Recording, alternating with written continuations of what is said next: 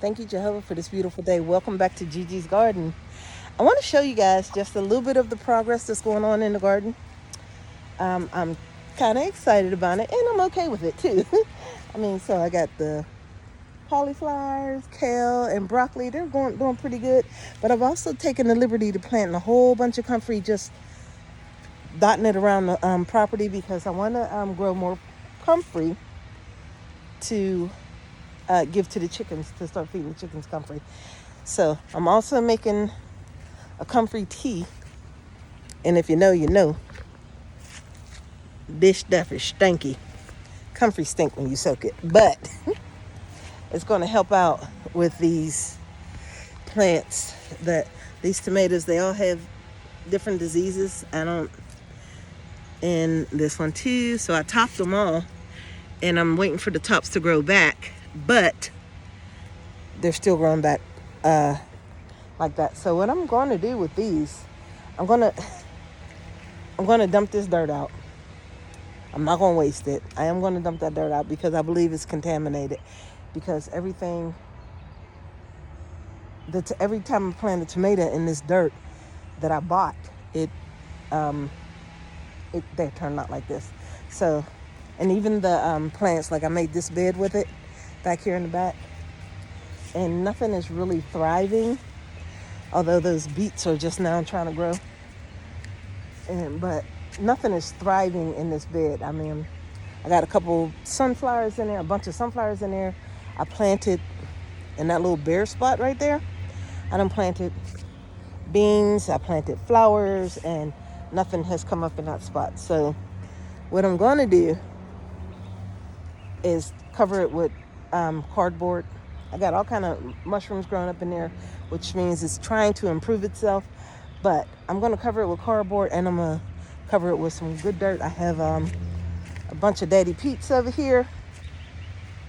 So I got a couple bags of potting soil and a couple bags of dirt helper. So, and I have my own wood chips that have been curing and for over a year. So I'm going to use that to cover that spot. And if those beans don't look any better here in a little bit, in like a few weeks, I'm just going to go ahead and cut them all down, cover them over, and then fill them with my new wood chips and Daddy Pete's and see if I can get that ground to be fertile. Because every few years, the dirt's contaminated. And I know it's contaminated because the way that my flowers and the way my plants, my starts, the way they react to it. So also, I don't have any of that contaminated dirt in here, but I did amend with a little bit of Daddy Pete's. So we are trying to get this together, but I do have another problem where, look at my pretty tomato plant. It's my grape tomato, but I do have one large sucker with some kind of disease on it. And so I'm just going to go ahead and take that off. So it's got to go. I don't know why the leaves are doing that. And we have a black stripe that's going all the way down. I'm not sure if it's a parasite or what, but it looks like it wants to put off roots, and it's also putting off another little tiny sucker off of the big sucker. So actually what I'm going to do with this is it's a diseased. I'm going to take it in the woods, and I'm going to plant it in the woods. And I'm just going to lay it flat down like this and cover it up with some dirt, and I'm going to let nature do what it do. Now, when I go back in there a few months later, and it has grown some tomatoes, that'll be great.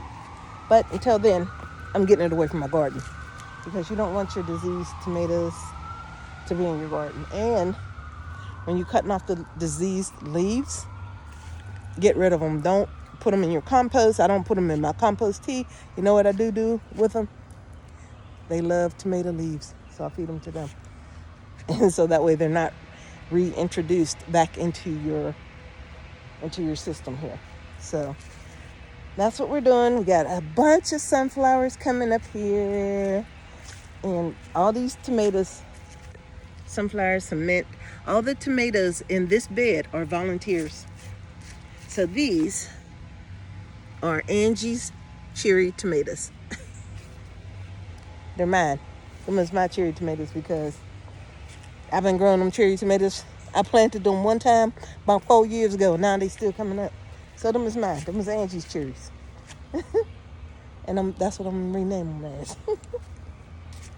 Here you go. Man, I got some tomatillos coming over here. Got my comfrey. This is the mama original comfrey. And on this comfrey plant is where I've been planting all other little comfreys. These comfreys. I'm just sticking them everywhere because I do want a lot of comfrey because they are not only great for your garden. There's another one here. They're not only great for your garden, they're great for your chickens. Got another one here. Got 2 over here. 3, 4, 5 over there. 1 over there. And I planted some roots. One thing is great about comfrey. You just take and I dig up a good base. And you take that little piece of root that you pull up and you cut it in 4 or 5 little pieces. Or how many little pieces. And you stick them all around.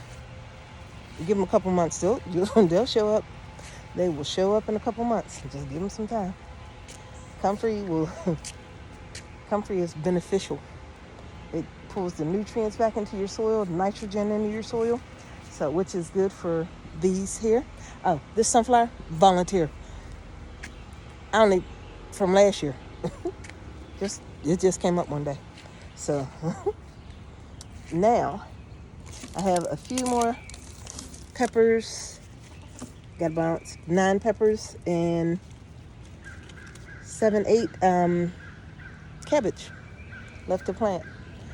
I did plant some cabbage over here in these pots. And the reason I put them over here is because this is a real shady area in my garden. So they're going to get their light, but they're going to be cool enough to make it. So in a little bit after they really establish in their pots, I'm going to sit them down and put them where I need them to be until they grow up. Let's see what this is. Hey, buddy. Huh? That look like something that don't need to be on my fig tree. That's for sure. It's the fig tree that Cody cut down 3 times. 3 times. And now look at her. I can't be mad at him because at least it made it stronger. It didn't kill it. It made it stronger. Of course, my ginkgo tree. I want to take her out of this pot. I'm afraid I don't want to take it out the pot and it die. So I'm going to take it out the pot and I'm going to plant it, I guess, in the woods over here. I think I'm going to cut this tree down, this little tiny tree, and plant my ginkgo over there toward that way. I got some pumpkins here. My little bed of radishes because I love radishes. I got peppers and more tomatoes. I just went out and bought a bunch of tomatoes and whatever, and a bunch of cabbage, and that's what we're doing. Sunflowers. I try to put sunflowers everywhere. This, my wonderful, wonderful parsley that made it through the frost, that made it through last year, and I had to tie it back because it was taking over this whole area, and we could barely get through here. But it's doing great, tied up and everything. Got a couple little flowers and things like that. This bed we are extremely, extremely hard working on. I want this bed to grow. I want it to be productive, but of course, like I said, I am going to have to do some real maintenance on this bed. I am going to have to do some real maintenance. At least my little sunflowers is coming up. I hear you. My little sunflowers is coming up, so. And that is lemon balm. That big old bush right there, lemon balm.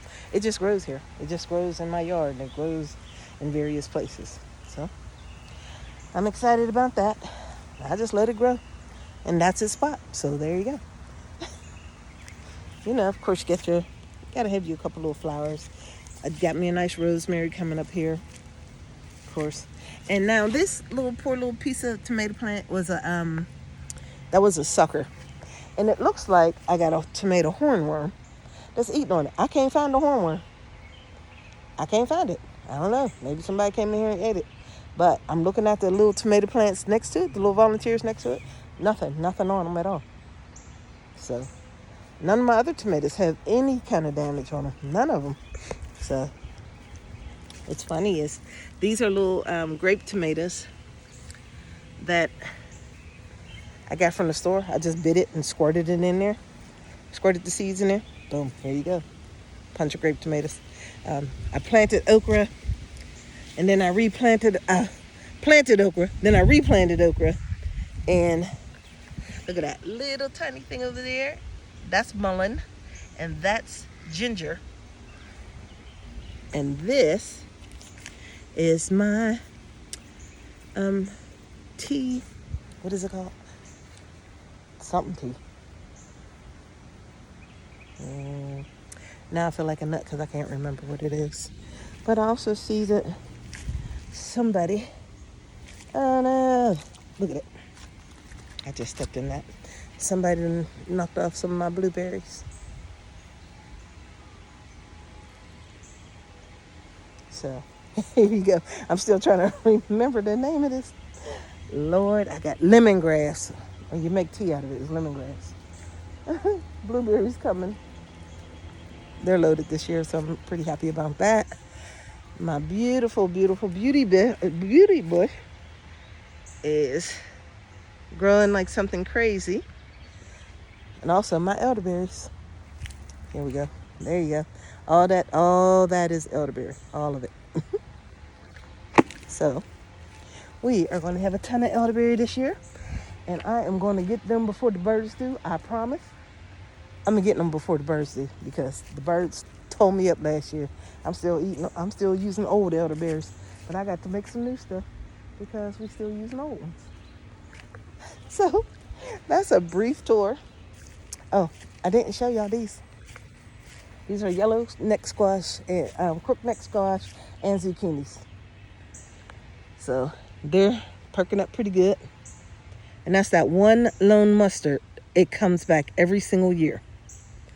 This year I cleared out a spot for it, and I'm letting it grow bigger and bigger so I can get the seeds off of it. And then this is just going to be that part for the mustard. And I got to be careful because a big old limb just fell over there. So I'm trying to be careful over here by the woods. Because we've had a lot of rain these last couple of days, which I'm so excited about because my plants was dying. My plants was dying, honey. And we was under a water ban. Look at my cat.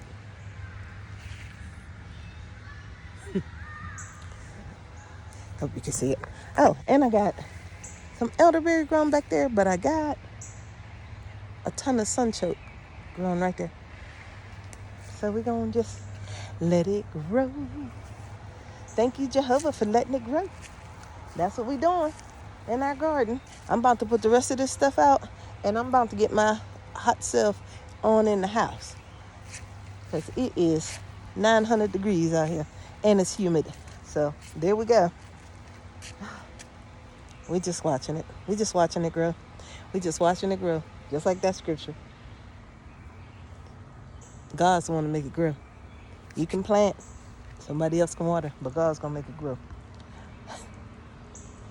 Y'all have a great day. And thank you for joining me at Gigi's Garden. Short garden update. I know. Have a great day, y'all. Bye.